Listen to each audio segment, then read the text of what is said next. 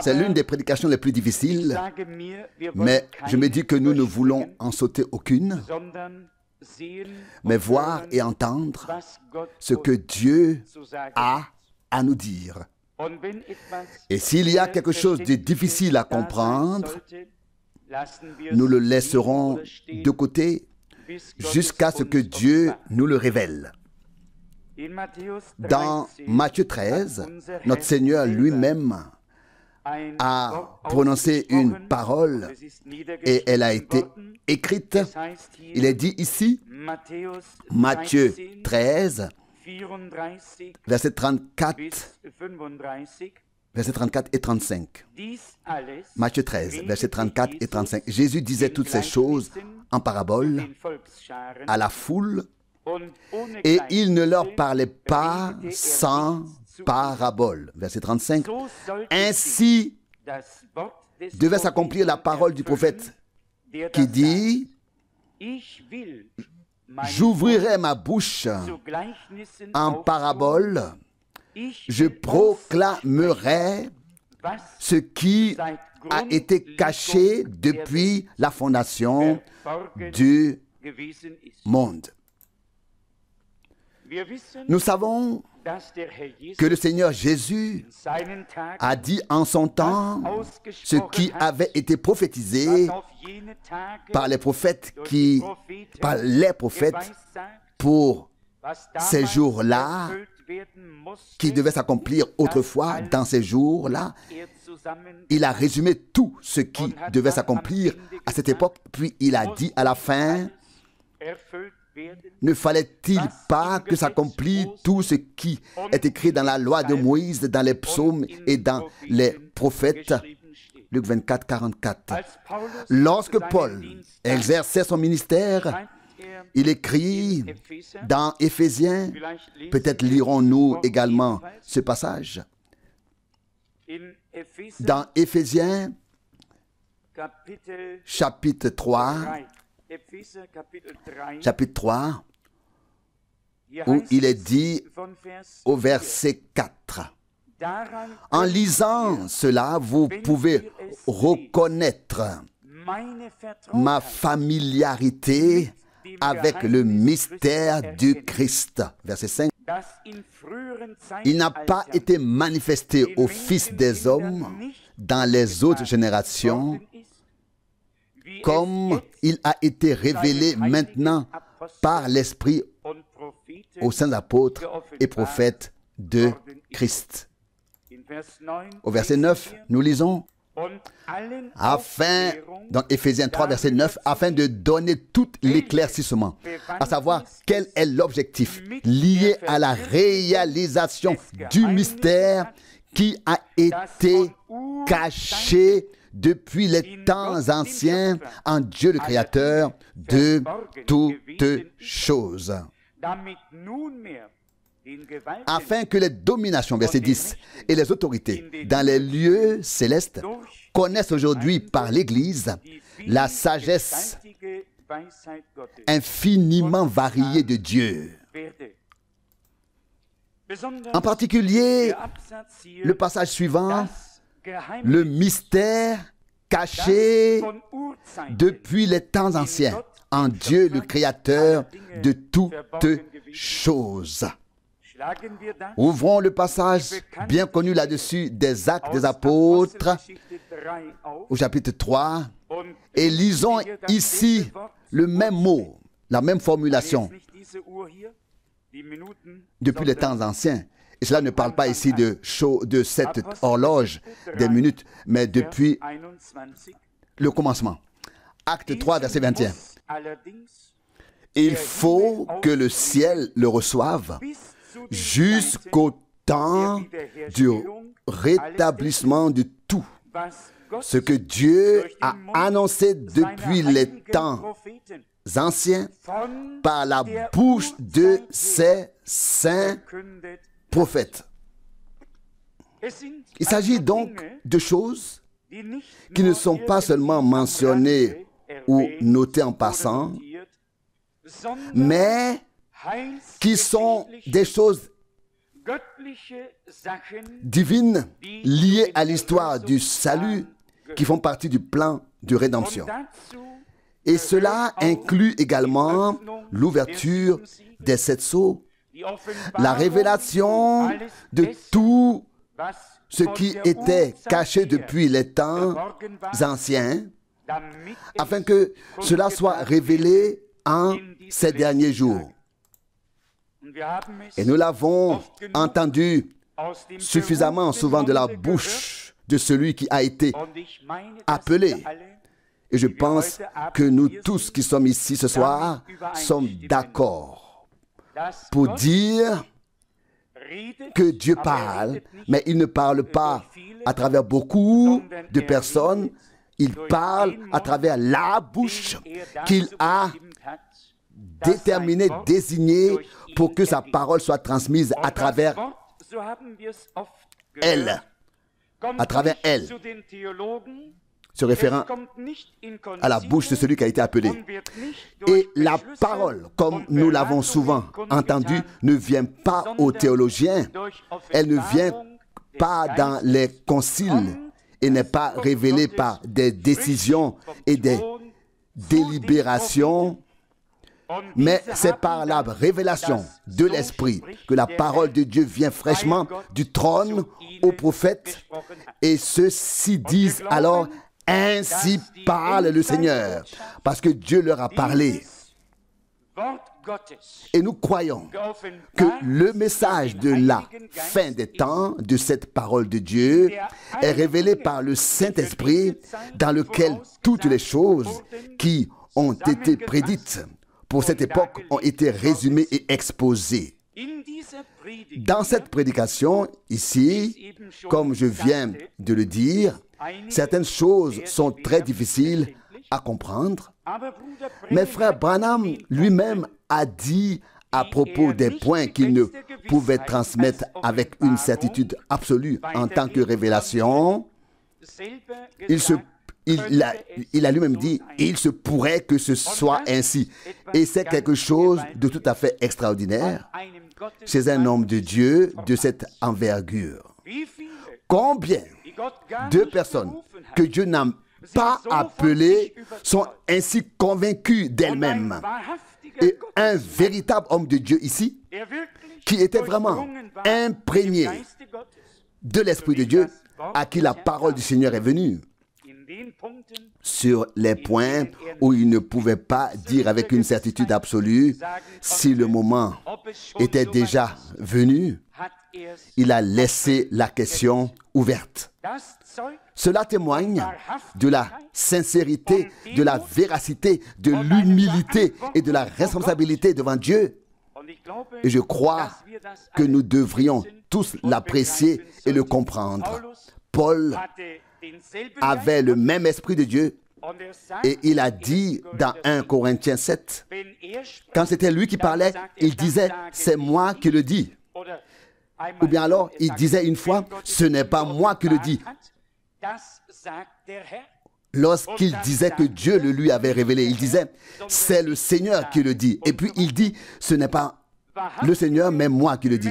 Et ainsi de suite. Les hommes de Dieu sincères ne le cacheront pas, mais transmettront comme révélation de Dieu, reçue de Dieu, les choses qui leur ont été révélées par Dieu. Et ils laisseront les autres choses ouvertes. Et Dieu donnera la bonne compréhension au bon moment par l'accomplissement des choses déterminées. N'oublions pas que le message de la fin des temps est la dernière parole de Dieu, est le dernier discours de Dieu, la parole contraignante de Dieu, l'absolu pour tous ceux qui veulent subsister devant Dieu. Et personne ne peut plus se permettre de s'écarter et de dire: je suis d'un autre avis. Dieu ne s'intéresse absolument pas à ton opinion ou à la mienne. Et nous ne devrions pas nous intéresser à nos opinions ni à celles des autres, mais vraiment rechercher ce que Dieu a à nous dire. Pour cela, il est nécessaire que nos âmes soient en harmonie avec Dieu, soient apportées en harmonie avec Dieu, qu'elles puissent se nourrir de nourriture spirituelle, de la nourriture spirituelle et de la révélation. Je lis ici à la page 6 de la prédication mentionnée. Les passages bibliques sont connus. Ils sont tirés de l'épître de Jude, de 2 Pierre 2, versets 4 à 5 et de 1 Pierre 1, verset 3. Les passages bibliques qui ont été lus sont connus. Vous pouvez les relire vous-même. Il est dit ici, venons-en maintenant à ces âmes en prison. Ces âmes qui sont actuellement en prison. L'âme de l'homme n'est pas le corps de l'homme. C'est l'âme. Et l'âme porte la nature de l'esprit. Quand la nature d'un homme, comme il a dit que nous sommes morts, l'Écriture nous dit clairement que nous sommes morts et que notre vie est cachée en Dieu par le Christ. Scellé en lui par le Saint-Esprit. Cette citation ici résume 2 passages de la Bible. L'un est tiré de Colossiens 3, versets 1 à 4, et l'autre d'Éphésiens chapitre 4, verset 30. Dans l'épître aux Colossiens, Paul dit que notre vie est cachée en Dieu avec le Christ. Et il dit, quand Christ apparaîtra dans notre vie, alors nous aussi nous apparaîtrons avec lui dans la gloire. Et c'est de cela qu'il s'agit. Non seulement d'un enseignement pour l'intellect, mais d'une parole puissante de Dieu qui peut nous transformer dans notre âme et faire de nous des êtres nouveaux par la puissance du sang et de l'Esprit de Dieu. Ainsi, notre vie est cachée en Dieu par le Christ, scellée en lui par le Saint-Esprit. Il est dit ensuite, ce n'était pas votre corps. Ce n'est pas que votre corps est mort. Ce n'est pas votre esprit qui est mort. C'est la nature de votre esprit qui est morte. La nature qui est l'âme. L'âme de votre... La nature, plutôt, de votre âme, c'est Dieu. Si vous êtes né de nouveau, si votre âme n'est pas née de nouveau, alors elle est du monde. Nous savons que notre Seigneur a dit dans l'évangile de Jean, au chapitre 3,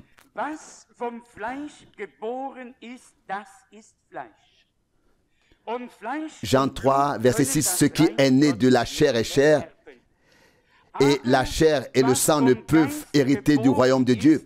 Mais ce qui est né de l'esprit est esprit. Et nous croyons en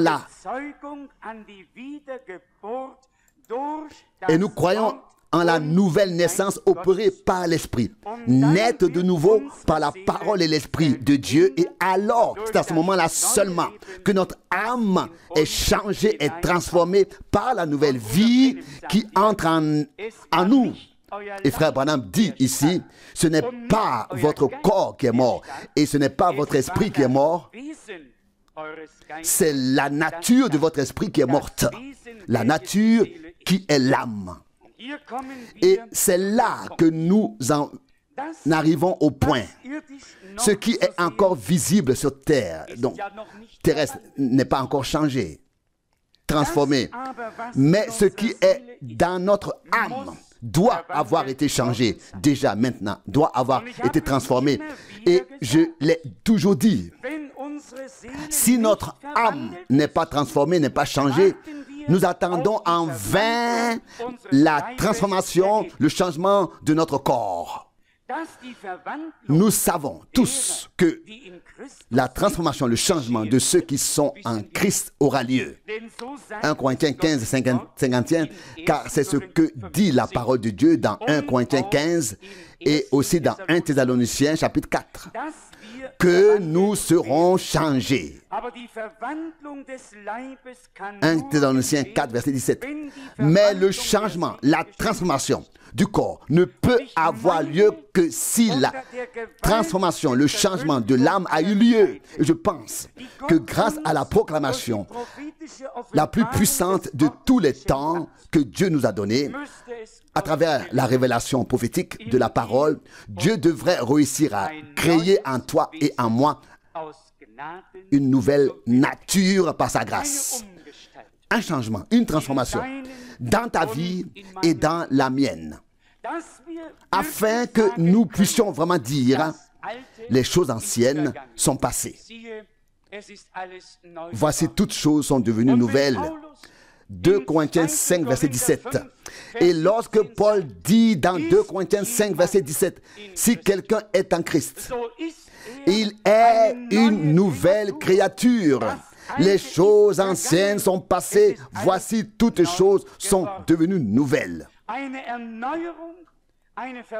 Un renouvellement, une transformation doit se produire ou s'est déjà produite dans ta vie et dans la mienne par la nouvelle naissance. Ensuite, tout ce qui commence doit finir.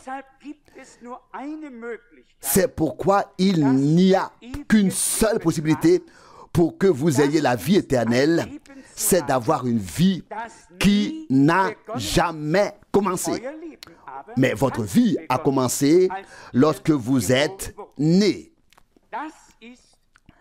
Ça, c'est notre vie terrestre qui a commencé. Mais la vie spirituelle, divine, que nous avons reçue de Dieu n'a jamais commencé et ne finira jamais, car c'est la vie éternelle et nous en sommes sincèrement reconnaissants. Il est également dit, dès le début, Dieu savait comment serait l'homme. Il créa la terre et fit apparaître toutes sortes d'animaux, du plus petit au plus grand. Le plus grand être vivant qui apparut fut l'homme. Lorsque l'homme a été créé, il était d'abord un être spirituel, un être esprit, à l'image de Dieu, car Dieu est esprit. Il est esprit et ceux qui l'adorent doivent l'adorer en esprit et en vérité. Jean 4, verset 24. Ta parole est la vérité. Jean 17, 17. Nous l'adorons en esprit et dans la vérité. Il est un être esprit, une nature esprit. Nous comprenons tous qu'Adam, dans sa création originelle, a été créé à l'image de Dieu, dans le corps spirituel, tel que nous l'aurons après la transformation, après le changement de notre corps, tel que le Seigneur l'avait avant de venir dans la chair. Nous savons aussi que l'homme est tombé dans sa nature charnelle. C'est pourquoi le Seigneur a dû descendre de son corps spirituel et prendre forme humaine, prendre notre chair et notre sang afin de pouvoir mourir pour nous, afin que nous puissions être rachetés. Il est dit ensuite, mais il n'y avait personne pour cultiver le sol. Alors Dieu forma l'homme à partir de la poussière de la terre. Nous voyons ici exactement ce que disent les Saintes Écritures, ce que disent les Saintes Écritures dans Genèse 1 et dans Genèse 2. Il n'y a pas de contradiction, il n'y a pas non plus de récit de la création. Il est simplement annoncé, montré et établi que la première création était dans un corps spirituel et dans le second, ce qui était spirituel, ce qui était esprit a été placé dans cette cavité, dans ce corps physique. Alors, frère Branham dit ici quelque chose lié à de l'humour, mais aussi une vérité que tout le monde peut très bien comprendre. Nous pensons que nous sommes quelque chose. Citation.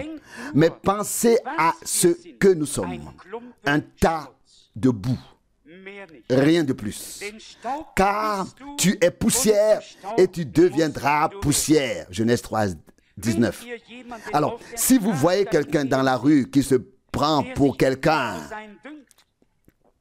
vous savez, quelqu'un qui a un peu d'éducation, etc. Et puis il résume tout cela et dit ici, ce n'est qu'un tas de poussière indienne et il y retournera. Au fond, vous n'êtes donc rien de très spécial. Vous voyez, c'est vrai. Voilà où vous en êtes. Mais l'âme en vous, c'est l'âme sur laquelle Dieu agit. L'homme extérieur, et c'est ce que nous disons lors des funérailles, ce qui est de la terre retourne à la terre. Genèse 3, 19. Mais les Saintes Écritures disent que Dieu insuffla dans les narines de l'homme un souffle de vie et l'homme devint une âme vivante, pas un corps vivant, pas un esprit vivant, mais une âme vivante. Et nous remarquons que frère Branham met ici l'accent sur l'âme de l'homme, car la vie est dans l'âme et dans le sang.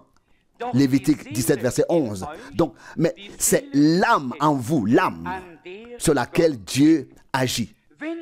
S'il parvient à faire en sorte que la nature de l'esprit s'harmonise avec lui, alors cette nature, la nature du monde, meurt. Et l'amour pour le monde aussi meurt. Les choses du monde sont mortes alors. Car si vous aimez le monde et ce qui est dans le monde, l'amour de Dieu n'est pas en vous. 1 Jean 2, 15. Et nous savons, comme notre Seigneur l'a dit, nul ne peut servir deux maîtres. Matthieu 6, 24. Soit l'un, soit l'autre. Et il y a des gens sur cette terre qui sont destinés au royaume de Dieu. Ils sont destinés à entendre, à écouter la parole de Dieu et à croire en l'évangile de Jésus-Christ. Ils sont destinés à recevoir le pardon, à naître de nouveau, à une espérance vivante et à être remplis du Saint-Esprit et de l'amour de Dieu. Il est également dit ici, citation, un homme doit naître de nouveau. Et cette nature doit mourir. Alors, la nature de Dieu entre en vous et vit en vous. Dieu est le seul qui n'a jamais commencé et qui n'aura jamais de fin, qui ne peut avoir de fin. Très facile à comprendre. Notre vieil homme, ce que nous sommes réellement, doit mourir afin que Dieu puisse mettre en nous une vie nouvelle, divine et éternelle. Et pour cela, nous écoutons sa parole. C'est pour cette raison que nous écoutons sa parole. Non seulement pour pouvoir dire Pas pour pouvoir dire plus tard, oui, c'était une prédication ou une remarque, mais la parole de Dieu doit commencer à produire, à opérer quelque chose, à savoir ce à quoi elle a été destinée, envoyée. Elle ne peut pas revenir à vide. Elle ne peut pas revenir sans effet. Et le message de la fin des temps non plus et tout ce que Dieu a dit ne peuvent pas non plus revenir vide, sans effet. Elle apportera, la parole de Dieu apportera. Tous ceux qui sont destinés à entendre, à croire, à accepter, ils seront alors emportés dans l'enlèvement. C'est-à-dire par la parole qui est descendue du ciel et qui a été révélée à notre époque. C'est par elle que nous serons enlevés. Après qu'elle ait opéré en nous les choses pour lesquelles elle a été envoyée. Ésaïe 55, verset 11. Elle ne peut pas remonter sans nous vers le trône de Dieu, d'où elle est sortie. Elle doit nous emmener. Et nous enlever ce jour-là, car nous ne ferons qu'un avec la parole. Nous deviendrons, comme le dit frère Branham, une épouse de la parole, une épouse parole, des personnes qui ne se trouvent plus en dehors du royaume de Dieu, mais à l'intérieur du royaume de Dieu. Il est également dit ici, citation, vous voyez, c'est pourquoi il vous a rendu participants, a pris l'homme terrestre et cet esprit éternel et les a réunis. Car Dieu s'est reflété en devenant homme en Jésus-Christ. Il était Dieu. Dieu était en Christ, habitait en lui et réconciliait le monde avec lui-même. Grâce à cet homme parfait, chacun d'entre nous, imparfait, qui croyons en Dieu et acceptons cela, parvenons à la perfection en lui. Ça, c'est l'évangile. Ça, c'est un message joyeux et libérateur. Citation. Chacun d'entre nous, être imparfait, a atteint la perfection en lui. Et si nous pensons à Hébreux 10, verset 14, il est écrit là que par une seule offrande, il a rendu parfait pour toujours ceux qui sont sanctifiés. Ou alors les a déjà conduits à la perfection. Tous ceux qui se laissent maintenant sanctifier. Hébreux 10, verset 14. C'est l'œuvre de Dieu. Vous voyez, vous savez, je l'ai certainement déjà dit, il y a des croyants et j'en ai déjà été témoin plusieurs fois sur leur lit de mort. Ils sont croyants depuis des dizaines d'années et ils travaillent à leur salut et sur eux-mêmes toute leur vie.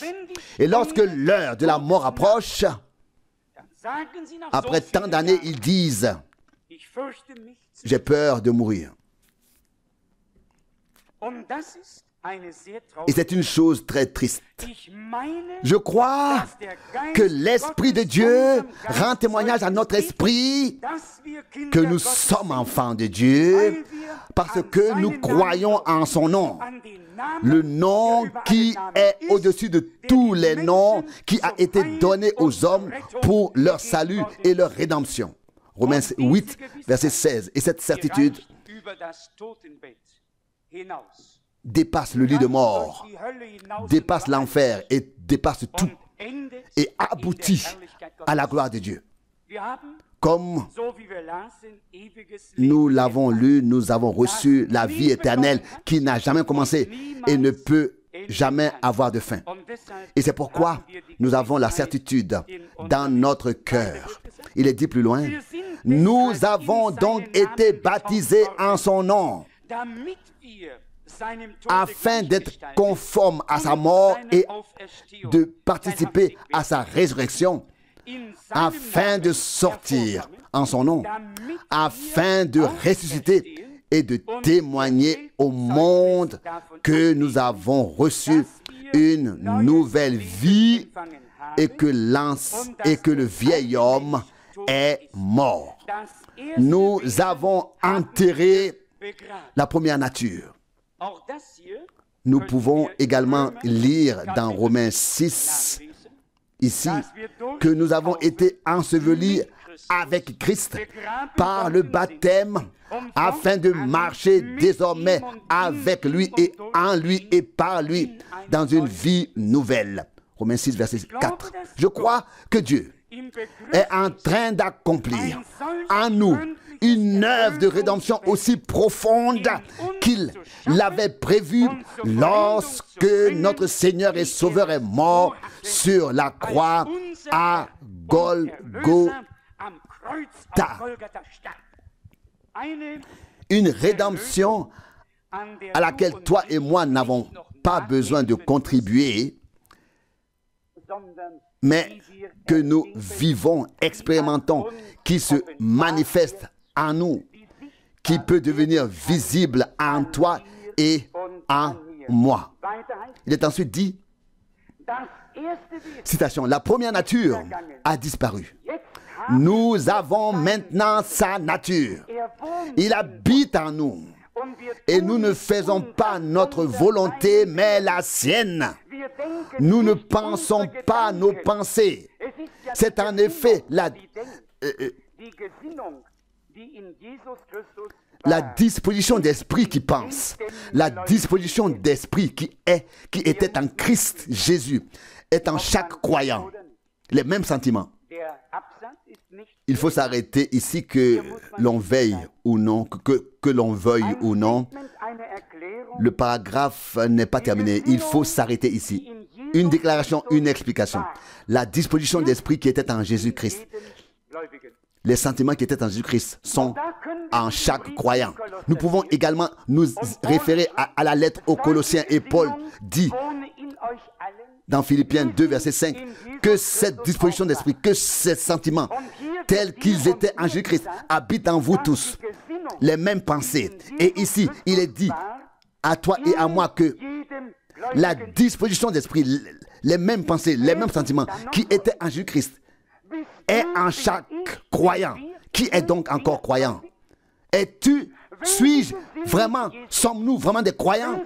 Si l'attitude de Jésus-Christ, si sa nature, ses sentiments, son esprit, si sa vie, sa nature, son esprit, si tout ce qu'il est habite dans ton cœur et dans le mien, et si notre âme a été renouvelée et a reçu une nouvelle vie divine, et si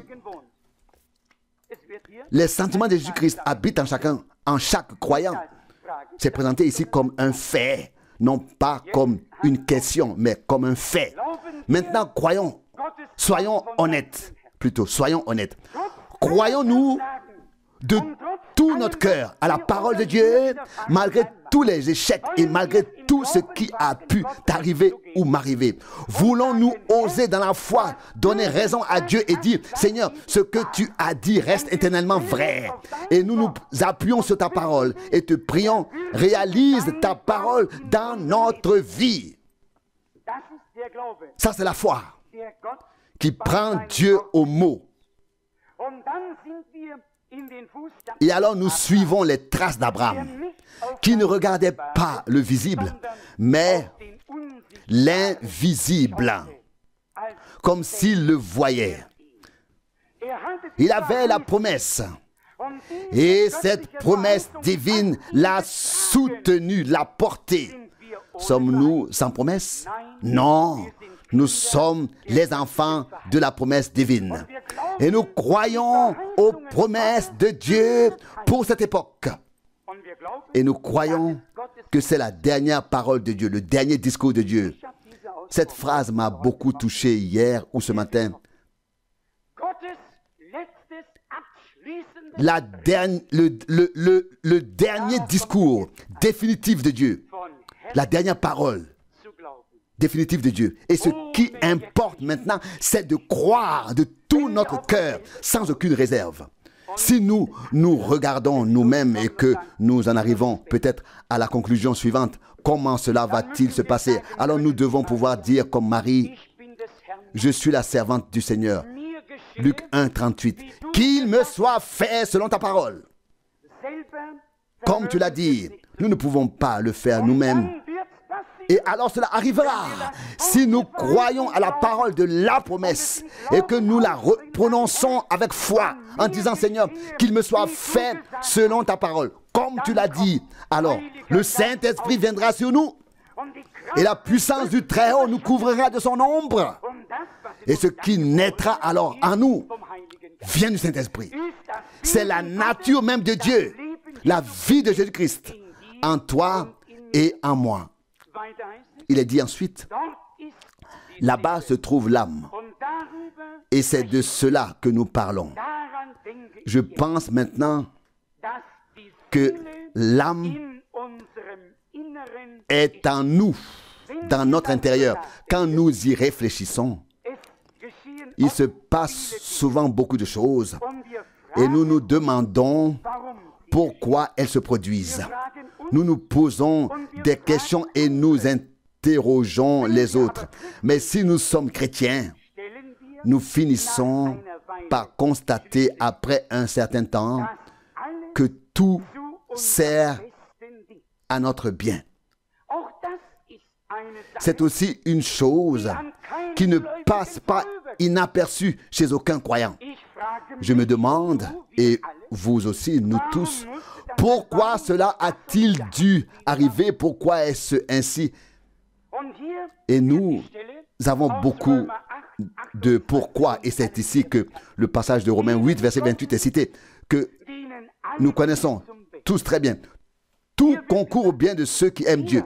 Il est dit ici, nous nous interrogeons et réfléchissons. Pourquoi cela est-il arrivé? Pourquoi beaucoup de choses arrivent-elles? Et nous nous demandons pourquoi elles se produisent. Nous nous posons la question et nous la posons aux autres. Quel est le sens de tout cela? Que nous répondions ou que d'autres répondent, ce n'est pas une réponse. Ce dont nous avons besoin, c'est d'une réponse de Dieu. Et la réponse de Dieu est Romains 8, 28.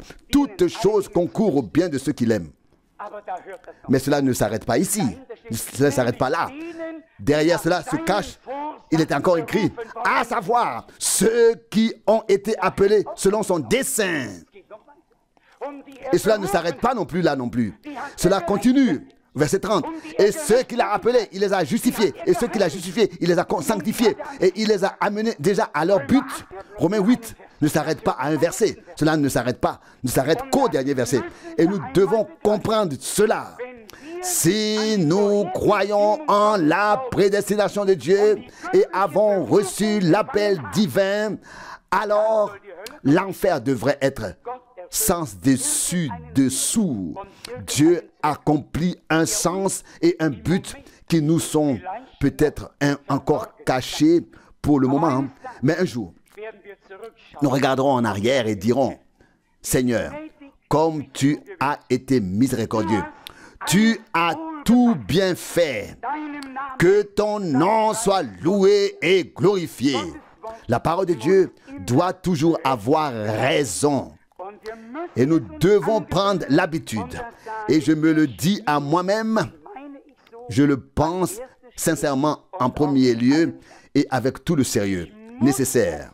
Je dois apprendre à parler le langage de Dieu dans la foi et à ne pas parler le langage humain dans l'incrédulité. Dans les choses divines, nous devons parler le langage de Dieu, le langage de la foi. Et Paul dit, 2 Corinthiens 4, verset 13, je crois, c'est pourquoi je parle.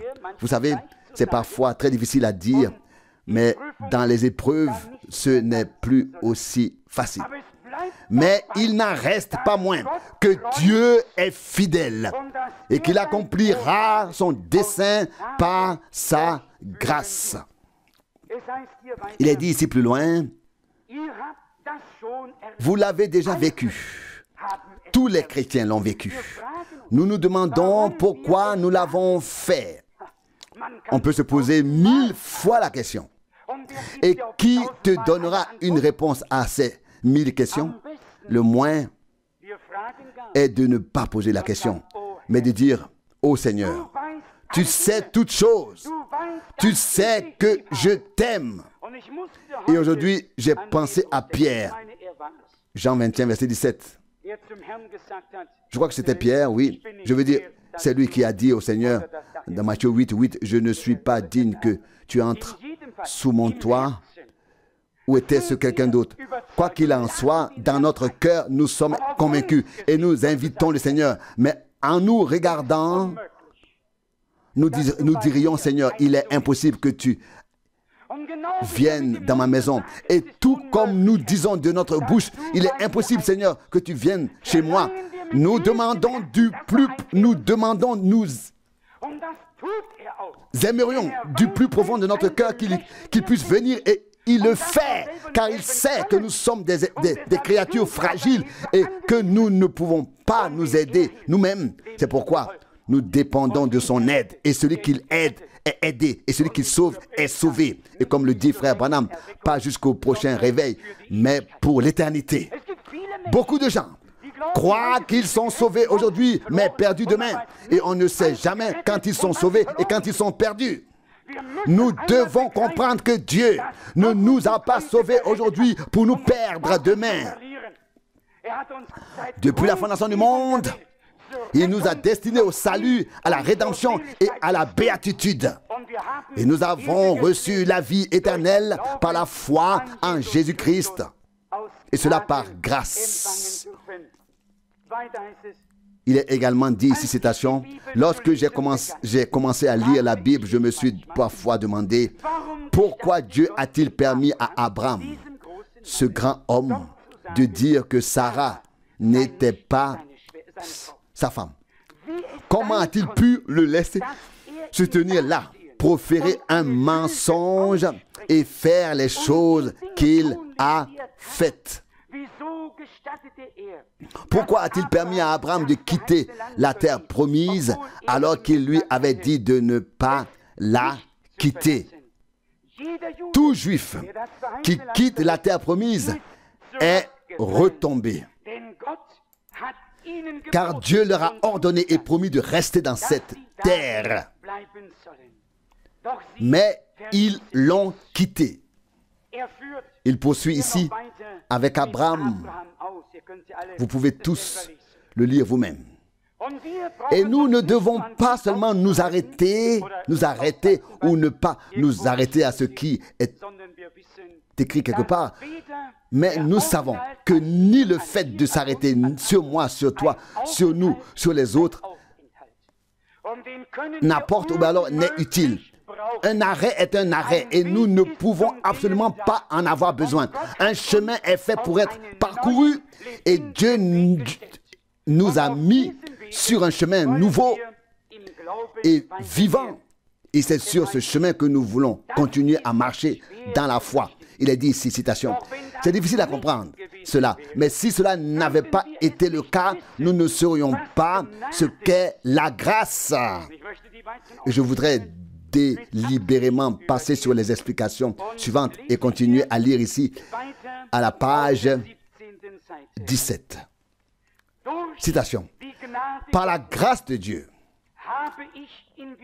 j'ai vu les deux endroits dans des visions. Je ne dis pas cela pour blasphémer. Et si c'est faux, que Dieu me pardonne.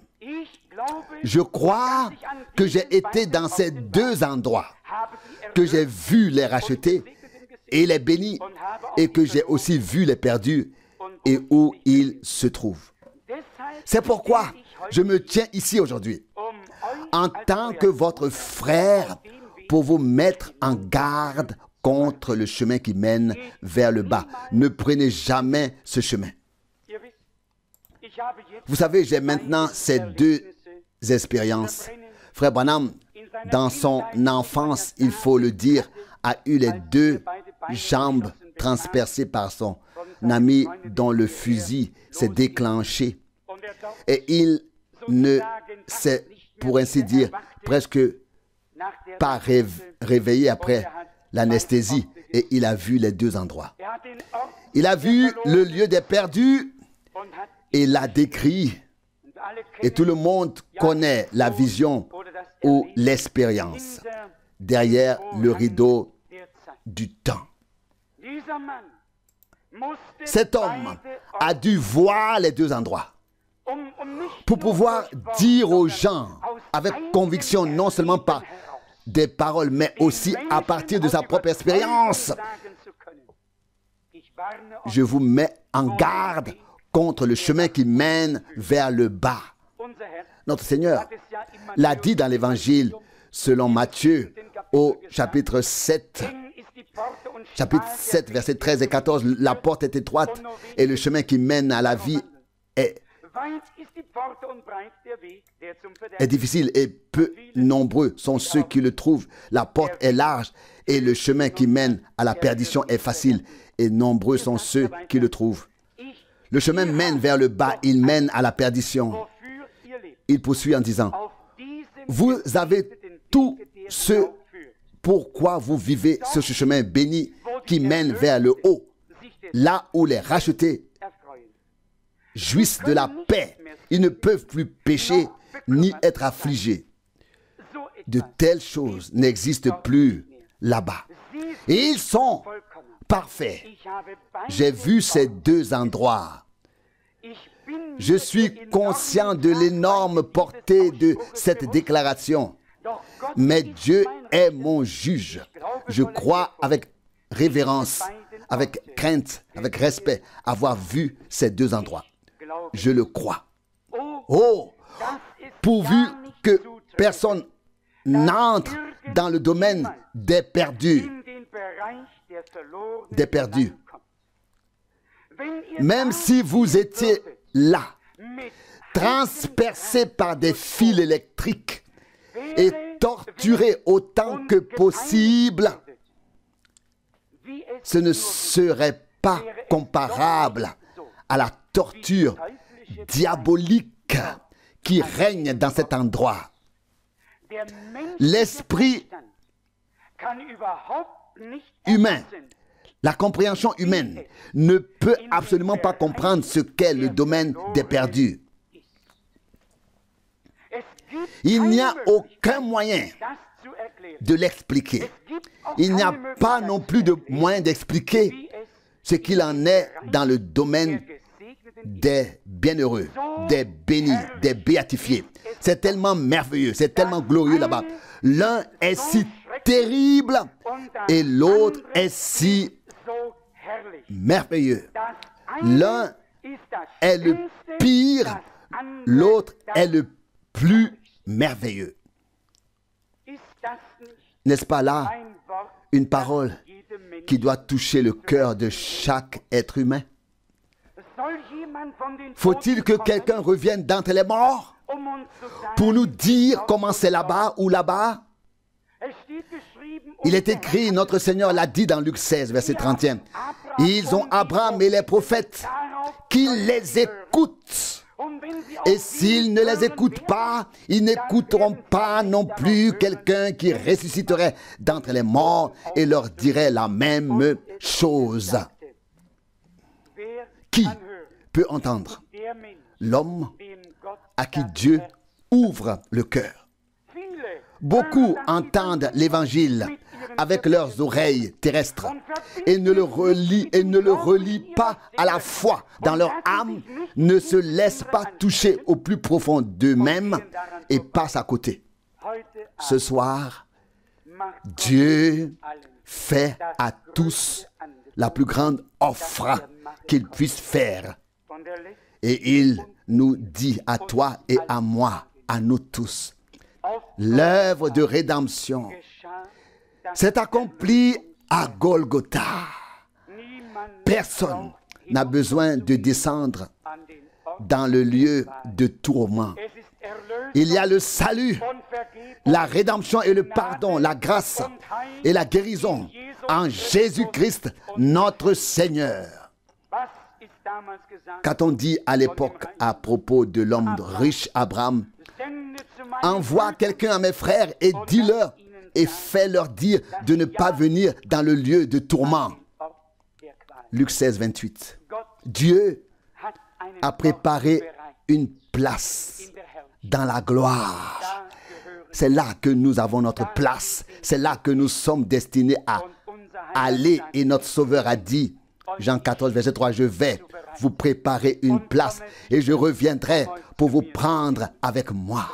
Frères et sœurs, chers amis, il ne suffit pas d'être religieux, il ne suffit pas d'écouter la parole de Dieu. Demandons ensemble à Dieu de nous accorder sa grâce d'une manière si puissante que tout puisse devenir nouveau. Que notre vie soit saisie par Dieu et notre âme imprégnée de sa puissance et que nous puissions accéder à une nouvelle vie par la grâce de notre Dieu réellement. Permettez-moi de lire encore ceci, car cela fait partie du sujet. Citation. À tous ceux qui m'écoutent, je vieillis et je ne sais pas combien de temps il me reste. Je vais bientôt avoir 55 ans. Je ne sais pas. Mais selon la nature, je n'ai peut-être plus que quelques années à vivre. Je ne sais pas où cette bande audio finira ou ira. Mais que tous ceux qui sont ici et tous ceux qui écouteront cette bande audio, où qu'elle aille, ne descendent jamais dans le royaume des perdus. Vous ne pouvez pas imaginer à quel point l'enfer est terrible. Quoi que vous fassiez, n'oubliez jamais comment c'est là-bas dans le royaume des bénis. Je voudrais dire avec Paul, 1 Corinthiens 2, verset 9, ce que l'œil n'a pas vu, ce que l'oreille n'a pas entendu, ce qui n'est pas monté au cœur de l'homme, Dieu l'a préparé pour ceux qui l'aiment. Arrêtez-vous. Mettez sur pause lorsque vous écoutez cette cassette. Éteignez l'appareil. Et repentez-vous. Si vous n'êtes pas encore sauvé. Et mettez-vous en règle, en ordre avec Dieu. Je dis cela à partir de l'expérience directe que j'ai eue, comme je le crois de tout mon cœur. Nous ressentons le sérieux de ces paroles. Et parfois, je souhaiterais que nous maîtrisions tous la langue anglaise afin de pouvoir entendre le son, le ton de sa voix et l'intonation de ces différents points. D'une part, lorsque l'on lit, on ne peut pas toujours se mettre à la place de celui qui a parlé. Mais ceux qui ont réellement entendu ces prédications savent avec quelle sincérité, avec quelle profondeur et quel dévouement elles ont été prononcées afin de montrer aux gens le chemin du salut et de leur dire qu'ils ne doivent pas sombrer dans la perdition. On dit parfois qu'il faut effrayer les gens lorsqu'on parle de ces choses. Il ne faut effrayer personne et faire peur à personne. La peur viendra d'elle-même, ainsi que la douleur et la détresse. Mais je vous le dis, tous ceux qui ont entendu seront reconnaissants dans la gloire que quelqu'un ait pris la parole et qu'ils ont été interpellés, qu'ils aient été avertis, exhortés, qu'ils aient été avertis que l'évangile de Jésus-Christ leur ait été apporté. Et si rien d'autre ne se passe ce soir, nous n'avons pas encore abordé le sujet de cette prédication. Cela viendra plus tard. À mon avis, les choses que nous avons examinées jusqu'à présent sont de la plus haute importance.